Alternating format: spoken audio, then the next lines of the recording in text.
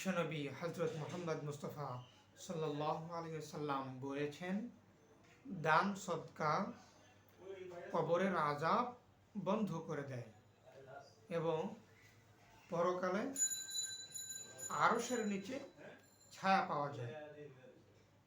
মাশাআল্লাহ, অনেকেই রয়েছেন যে বেশি বেশি দান সদকা করেন এবং সবচেয়ে ফজিলত হচ্ছে গোপনে দান করা।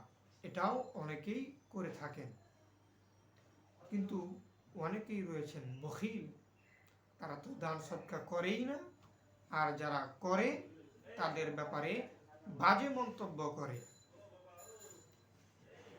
এ সমস্ত লোকদেরকে কেউ পছন্দ করে না, আল্লাহও পছন্দ করে না, দুনিয়ার মানুষও পছন্দ করে না। কারণ যারা বখিল তাদেরকে দুনিয়ার মানুষ পছন্দ করে না, আল্লাহও পছন্দ করে না। যাদের ভিতরে এই বখিলিয়তের গুণটা রয়েছে, দয়া করে বলছি আপনারা এই গুণটা দূর করেন। এই গুণটা দূর করার জন্য লোক দেখানো দান বন্ধ করতে হবে।